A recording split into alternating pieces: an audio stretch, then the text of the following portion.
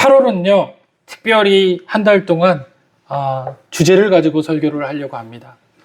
이기는 신앙이다라는 주제를 가지고서 하나님의 은혜를 나누고자 합니다. 여러분들, 우리는요, 모두 다 이기고 싶어 합니다. 삶을 이기고 싶어 하고요, 사업과 터전에서 승리하고 싶어 하고요, 육신은 괴롭히는 질병과 고통 속에서 그곳에서 싸워서 이기고 싶어 합니다. 또 삶의 수많은 자녀 문제, 또 경제적 문제, 또 여러 가지 시험, 그런 곳에서 다 승리를 원합니다.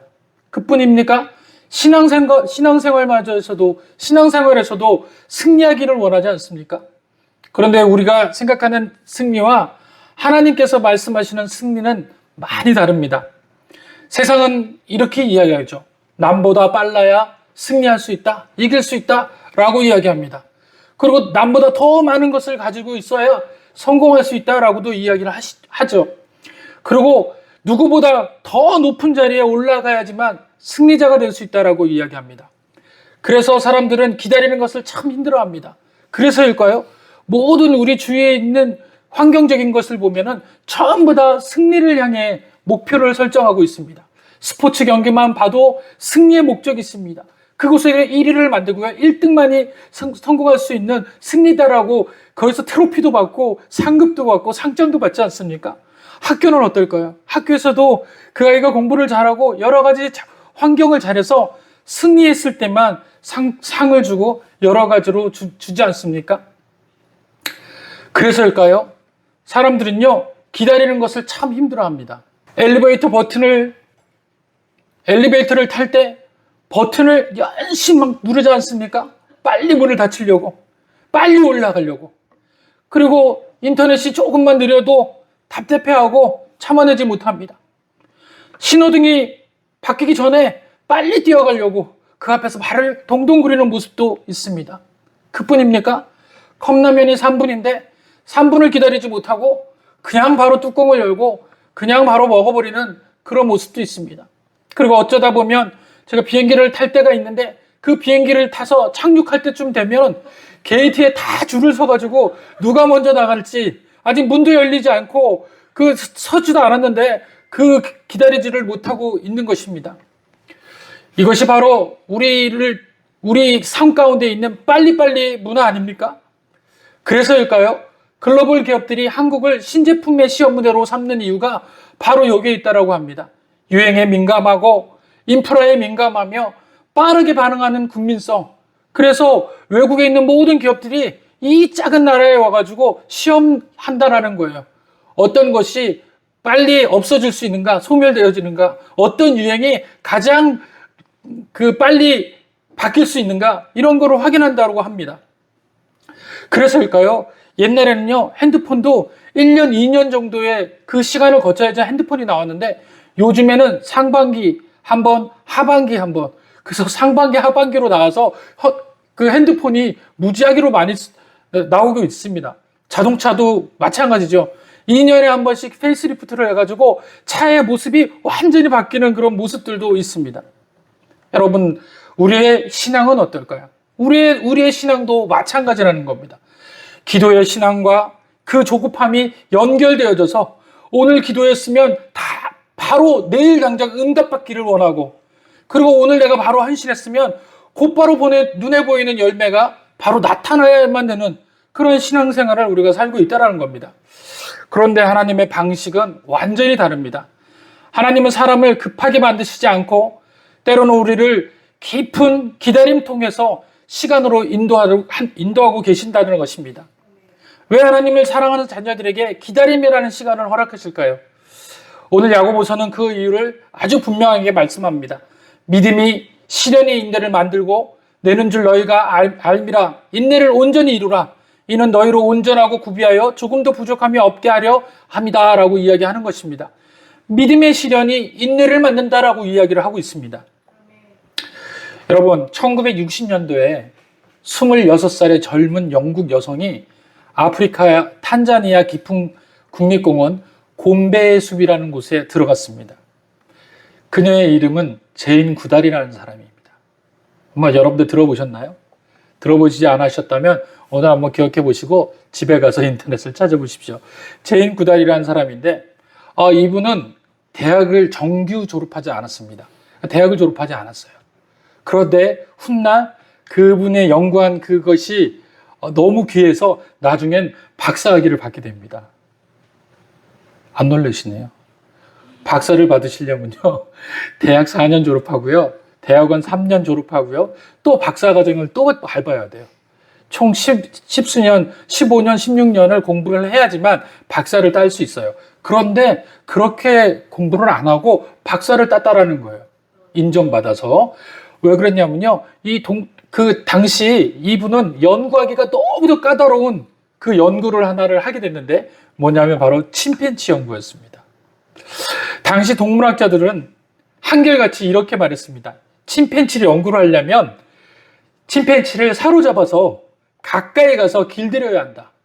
그리고 힘으로 통제해야지만 그 침팬치를 관찰할 수도 있고 관리할 수 있다라고 그러는 겁니다. 그러나 제인 구달은 다른 길을 선택했습니다. 그녀는 매일 같은 시간에 같은 언덕에 같은 바위에 같은 자리에서 침팬지를 바라봤습니다. 그리고 한 발자국도 다가가지 않는 것입니다.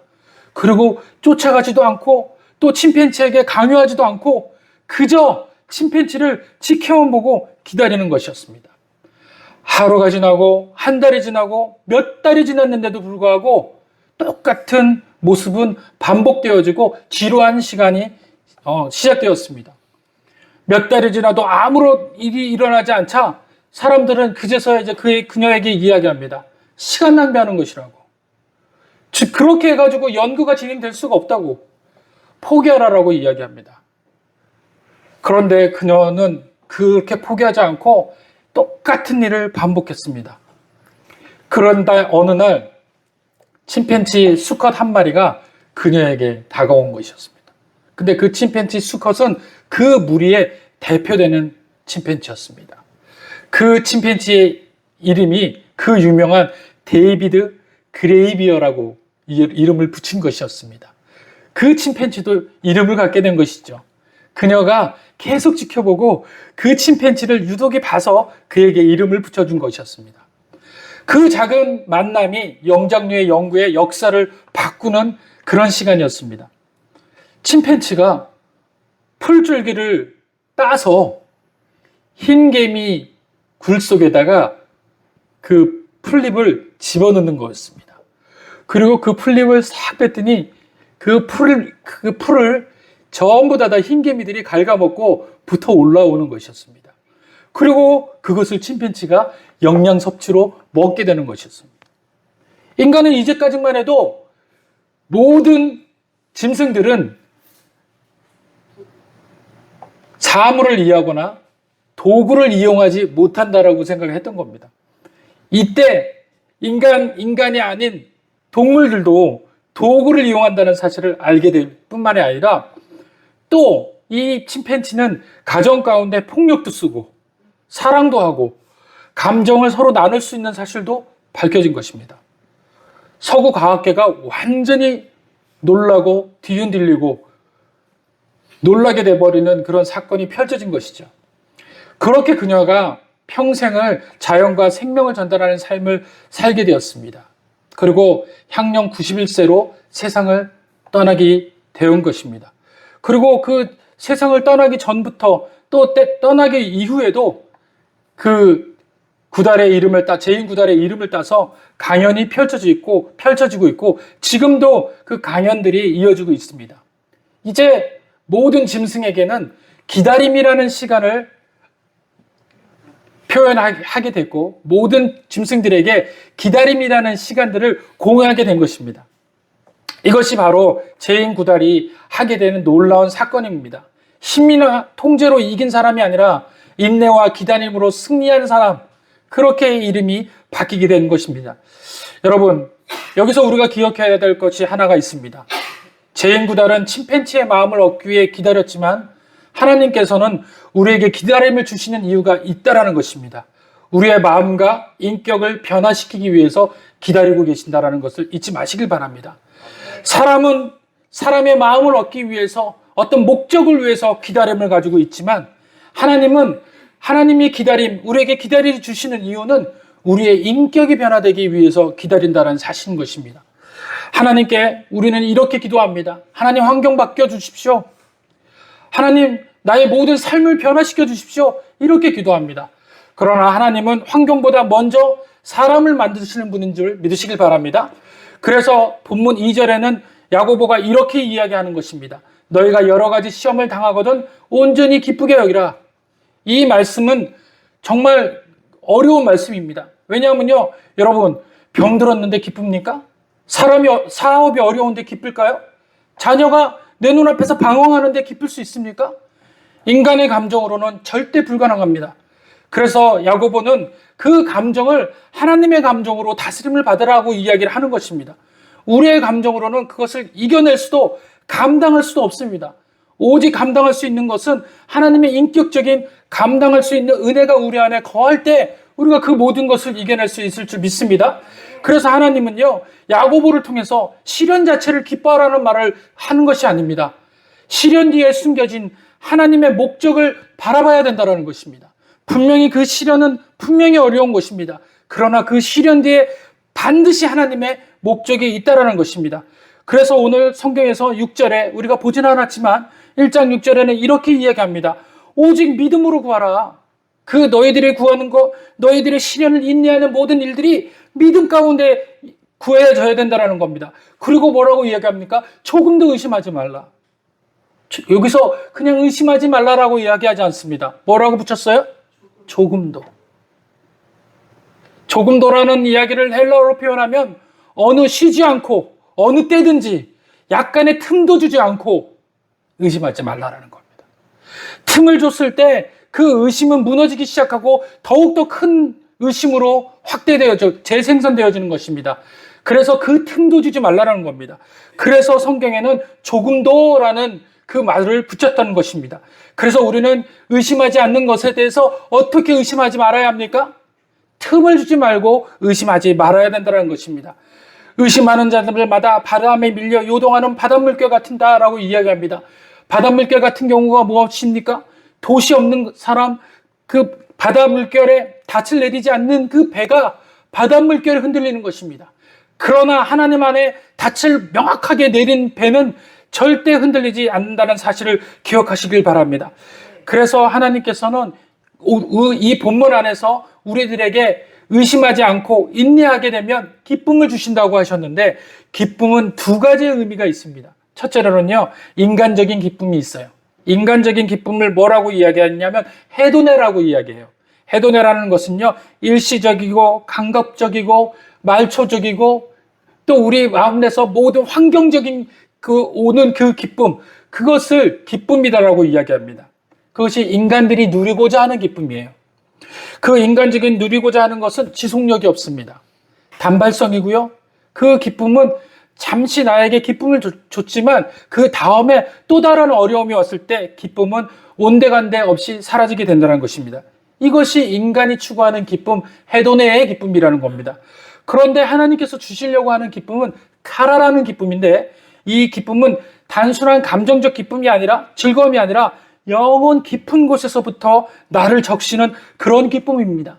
그리고 그 기쁨은 절대 흔들리지 않는 기쁨이며, 이 기쁨의 본질은 신앙 속에서도 하나님이 함께 하신다라는 완전한 신뢰가 있을 때 이 기쁨이 일어난 줄 믿습니다. 그리고 또 한 가지, 이 기쁨은 인격에서 시작된다라는 거예요.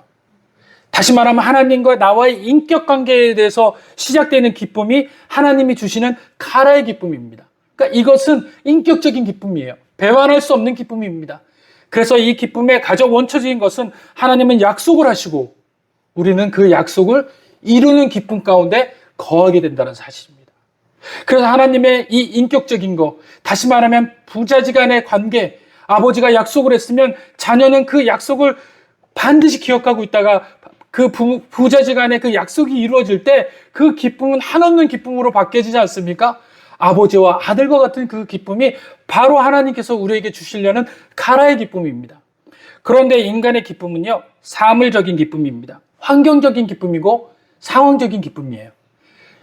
다 말해서 인격적이지 않는다는 거예요. 다 죽어 있는 거예요. 그러니까 우리들이 나누려는 그 기쁨은 생명력이 없는 기쁨인 줄 믿습니다. 그래서 생명이 있는 기쁨을 향해 가라 라고 하나님께서 말씀하시는 것입니다. 그런데 이 기쁨을 받으려면 인내하라라고 이야기를 하고 있습니다. 3절에 보니까 2절에 보니까 너희가 여러 가지 시험을 당하거든 온전히 기쁘게 여기라. 시험 가운데 당하거든 기쁘게 여기라라고 얘기했는데 이 시험이 목적이 있습니다. 바로 인내라는 목적인데 이 목적이 오늘 하나님께서 우리에게 주시는 것인데 이 인내라는 그 헬라어는요 휘포모네라는 헬라어를 가지고 있습니다. 이것은 합성어예요. 두 가지 언어가 합해진 겁니다. 휘포와 메노라는 언어가 합쳐져서 하나의 단어가 된 건데 휘포라는 것은 아래라는 뜻입니다. 무엇 아래, 무엇 아래에 거하다 이런 거죠. 메노라는 것은요 머물다, 떠나지 않다, 견디다라는 거예요. 그러니까 무엇 아래에서 머물고 떠나지 않고 그곳에서 견딘다라는 거예요. 그러면 이 인내 앞에 뭐가 있죠 지금? 시련이라는 거예요. 시련을 떠나지 않는 거예요. 시련 앞에 머물고 떠나지 않고 그것을 견디는 겁니다. 시련을 무엇이라고 성경에서 이야기하냐면 바로 무거운 짐이다라고 이야기합니다. 하나님께서 예수님께서 반복해서 시련을 무거운 짐이다라고 이야기합니다. 그래서 무거운 짐 아래서도 도망가지 않는 것이 인내라는 거예요. 그럼 우리의 인생의 무거운 짐이 무엇입니까? 폭풍 같은 어려움, 고난 이런 것이 무거운 짐입니다. 거기에 떠나지 않고 자리를 지키는 겁니다. 무너지지 않는 것을 이야기합니다. 하나님을 놓지 않는 것을 이야기합니다. 성경이 말하는 그 이야기를 우리가 다시 해석하고 살펴보면 눈물을 흘리면서도 하나님을 붙드는 사람, 힘들어 예배를 포기하지 않는 사람, 응답이 없어도 기도를 계속하는 사람, 보이지 않아도 하나님을 신뢰하는 사람, 그 사람이 인내하는 사람인 줄 믿으시길 바랍니다. 그래서 그 인내에 대한 이야기를 할 때 우리는 금을 이야기하지 아니할 수가 없습니다. 여러분들 금이라는 그것을 계속해서 재련할 때는 불 속에 넣고 불이 그 순도 100%를 이루기까지 계속해서 달구고 금을 쳐서 그 불순물을 없앤다는 것입니다. 강철도 마찬가지입니다. 뜨거운 불과 통과할수록 더 단단해지고 강철이 되어지는 것입니다. 여러분들 석탄과 다이아몬드는 어떤 것입니까? 석탄과 다이아몬드는 같은 동위 원소입니다. 탄소예요. 그런데 많은 어려움과 많은 무거운 그 중력과 싸워가지고 단단하게 되어서 만들어지는 게 다이아몬드예요. 똑같은 탄소인데. 그런데 그것을 견뎌내지 못하고 이탈되는 것이 바로 우리가 아는 석탄인 겁니다. 석탄이 많은 그 어려움과 그 놀라운 그 뜨거움들을 견뎌낼 때 나중에 단단한 다이아몬드가 되는 것처럼 우리의 인생도 하나님께서 재련하시고 든든하게 시련을 통해서 변화시키려는 목적이 있다는 것입니다. 우리는 빨리 문제가 끝나기를 원하지만 하나님은 우리의 믿음이 자라기를 원하신다는 것입니다. 하나님 왜 우리에게 자라기를 원하십니까? 하나님은 문제보다 우리를 더 사랑하시기 때문입니다. 사랑하는 성도 여러분, 삶에서도 지금 기다림이 있습니까? 기도했지만 아직 응답이 없거나 눈물로 기도했는데 자녀가 변하지 않거나 건강의 회복을 기다리고 있는데 여전하거나 경제적인 어려움이 끝나기를 기도하고 있는데 여전히 긴 터널 같은 그 느낌. 그러나 그것이 하나님과 함께 연합되는 것이라면 반드시 하나님은 우리에게 이렇게 말씀하고 계시는 것입니다. 내가 너를 버린 것이 아니니 나는 지금도 너를 만들어가고 있고 재련하고 있다라는 것입니다. 그래서 우리는 하나님의 기다림을 하나님의 침묵이다라고 이야기하고 있는 것입니다. 그러나 우리는 이것을 바꾸어 이야기해야 됩니다. 하나님의 작업실이라고 이야기합시다. 그 작업실에서 하나님은 우리의 믿음을 지금 다듬고 계시고 그래서 우리를 만들어가고 계신 것입니다. 사랑하는 약속 이름께 성도 여러분, 시련만 보지 마십시오. 그 시련 뒤에는 일하는 하나님이 반드시 계획을 가지고 기다리고 계십니다. 하나님을 붙들고 끝까지 견디는 사람, 그 사람이 승리하는 사람인 줄 믿으시길 바랍니다. 기다리는 동안에 하나님은 그럼 무엇을 하실까요? 하나님은 일하고 계시는 것입니다. 기다림은 아무도 일어나지 않는 시간 같지만 하나님은 일하고 있는 시간입니다. 기도를 했는데도 그대로이십니까? 자녀도 변하지 않습니까? 사업도 그대로입니까? 내 상태가 그대로입니까? 하나님은 아무것도 하지 않는 분이구나라고 여겨지십니까? 성경을 자세히 한번 읽어보십시오. 시편 122편은 이렇게 이야기합니다. 이스라엘을 지키시는 이는 졸지도 아니하시고 주무시지도 아니하시는도다. 할렐루야.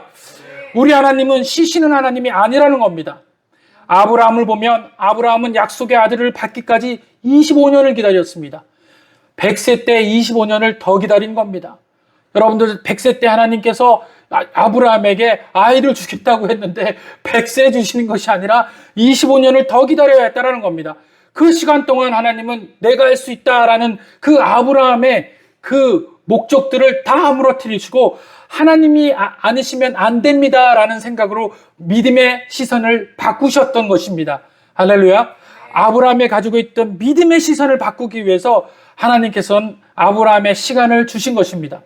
또한 요셉은 어떻습니까? 꿈을 꾼 후에 노예로 팔리고 억울하게 감옥에 갇혔지만 하나님은 애굽의 총리를 시키지 않았습니다. 총리의 인격과 그릇이 아직 만들어지지 않았기 때문에 그렇습니다. 만약에 그 요셉이 17세에 총리가 됐다고 생각해 보세요. 꿈도 좋은 것 꿨고 하나님의 놀라우신 은혜도 받았고 17세 총리까지 됐으니 얼마나 기고만장하겠습니까? 그러면 아마 자기를 팔았던 형들에게 복수도 할 수 있었고 또 총리로서의 감당할 수 있는 자격 미달로 살 수도 있었을지도 모릅니다. 그런데 그렇게 하나님은 요셉을 만들지 않고 그가 깎이고 인격이 되어질 수 있도록 만들었던 시간이었던 것입니다. 그래서 하나님과 연합했던 그 시간이 요셉에게는 가장 훌륭한 시간들이었다는 것을 믿으시길 바랍니다. 다윗은 어떻습니까? 기름 부음을 받았는데 여전히 사울은 나를 계속 죽이려 하고 사울을 피해서 도망간 곳은 광야하고 동굴이고 가는 곳마다 다 어려운 곳이었습니다. 그렇게 오랜 시간을 기다리고 애썼을 때 그는 왕이 되는 것보다 하나님의 때를 신뢰하는 법을 배우게 된 것입니다. 오늘 저와 여러분들은 무엇 때문에 하나님이 기다리게 하시는 줄 알지 못합니다. 그러나 그 목적 안에는 반드시 하나님의 목적이 계획된 줄 믿으시길 바랍니다. 그것이 바로 토기장이가 흙을 급하게 빚지 않는 방법인 겁니다. 하나님을 토기장이다라고 말합니다. 하나님은 여러분이라는 작품을 만들기 위해 서두르지 않고 완벽한 시간표대로 따라 일을 하고 계신 것입니다. 사랑하는 성도 여러분, 우리도 그렇습니다. 우리를 기다림이라는 빈 시간이라고 생각할 때가 많은데 하나님께서는 빚는 시간이라고 말씀합니다.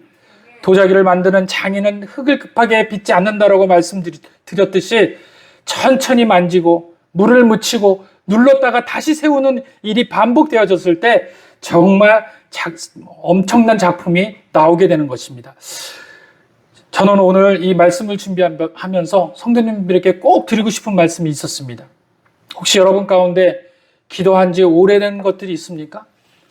그런데 여전히 아직 응답이 없습니까? 자녀를 위해 10년, 20년, 30년 기도하고 있습니까? 경제가 회복되기를 기다리고 계십니까? 하나님께서 여러분들을 잊지 않으셨습니다. 하나님은 지금도 일하고 계십니다. 그 깊어지는 시간까지 우리가 바뀐 게 없다라고 생각할지 모르지만 우리 너무도 많은 것이 바뀌었습니다. 분명히 우리는 기다릴 줄 아는 사람이 되었고 또 우리는 침착해졌으며 또 하나님께서 나를 어떻게 사용하실지에 대한 인내의 은혜를 갖고 계시는 것입니다. 야고보서 1장 12절에는 이렇게 이야기합니다. 시험을 참는 자는 복이 있나니 이는 시련을 견디어낸 자가 주께서 자기를 사랑하는 자들에게 약속하신 생명의 면류관을 얻을 것이기 때문이다. 아멘. 우리는 시험을 참고 시험을 견디고 또 시험에 인내하는 법을 배운 것으로 끝나지 않고 하나님께서 자기를 사랑하는 자들에게 약속하신 생명의 면류관을 얻게 하신다라고 분명하셨습니다. 여기서 한 가지 우리가 기억할 것은 자기를 사랑하는 자들, 이 자들이라는 겁니다. 하나님께서 사랑하는 자에게 생명의 면류관을 준다라는 얘기가 아니라 자기를 사랑하는 자, 그러니까 하나님을 사랑하는 자에게 생명의 면류관을 준다라는 거예요. 그러면 하나님을 사랑하는 자가 뭐냐라는 거예요. 하나님이 주시는 그 시련을 인내로 바꾸고 하나님과 신뢰하며 기다리는 것을 하나님을 사랑한다라고 여기겠다라는 겁니다. 할렐루야. 저와 여러분들이 기다리는 이 시간이 하나님은 스스로 자기를 사랑한다라고 받고 계시고 있다라는 겁니다. 여러분들이 어렵고 힘들고 싸우고 그 고난 가운데 통과하는 것이 그냥 통과하는 것이 아니라 하나님은 하나님 스스로를 사랑한다라고 생각하는 사랑으로 바꾸고 계신 줄 믿으시길 바랍니다. 하나님께서는 화려하게 시작한 사람보다 끝까지 견뎌낸 사람을 사랑하시고 칭찬하십니다. 우리 주 예수 그리스도께서 인류 구원을 위해 십자가를 지실 때 그 십자가의 고통과 수치를 끝까지 참아내셨습니다. 근데 그 십자가의 고통을 참아낸 이유가 뭔지 아세요? 저와 여러분들을 위해서 십자가에 못 박혀 죽으셨는데 그 십자가를 참은 목적이 뭔지 아세요? 기쁨 때문에 그랬습니다. 그 기쁨이 누구였을까요? 바로 저와 여러분이었다는 거예요. 저와 여러분이 예수님에게는 기쁨이었어요. 그 기쁨을 얻기 위해서 이 십자가만큼은 참을 수 있다라는 겁니다. 예수님의 기쁨이 되는 저와 여러분, 그 기쁨이 되는 저와 여러분들이 인내할 때 주님은 그 참아내는 그 모습을 가장 값을 여기고 사랑스럽게 여기는 줄 믿으시길 바랍니다. 말씀 마치려고 합니다. 곤배숲의 제인구달은 침팬지를 힘이나 강요로 길들이지 않았습니다. 매일 같은 자리에서 인내하며 기다렸을 때 비로소 진정한 신뢰를 얻었습니다. 우리 하나님께서도 저와 여러분을 다루실 때 절대로 서두르지 않습니다. 그리고 우리에게도 거룩한 기다림의 시간을 통해 진짜 믿음을 배우게 하시는 것입니다. 오늘 이 자리에 나온 성도님들 중에 혹시 지친 마음으로 무언가를 기다리고 계신 분이 있습니까? 아무리 부르짖어도 기도의 응답이 더뎌 응답을 기다리고 계신 분이 있습니까? 거진 포기할 정도의 그런 심령으로 안타까워하고 아파하는 자 있습니까? 깨어진 가정의 회복과 관계의 회복을 위해 밤새 눈물을 흘리며 아파하며 기다리는 분 계십니까? 방황하는 자녀를 바라보며 밤마다 기도하며 기다리는 부모 계십니까? 무거운 육신의 질병과 통증 속에서 완전한 치유를 기다리는 분 계십니까? 기다림이 길어진다고 해서 하나님의 여러분을 멀리 하신 것이 아닙니다. 오히려 하나님은 그 깊은 기다림의 영광로 속에서 여러분의 믿음을 정금같이 빚어내고 계신 중이십니다. 그러므로 사랑하는 성도 여러분, 조급하더라도 조금만 조급함을 내려놓아 주십시오. 그리고 포기하지 말아 주십시오.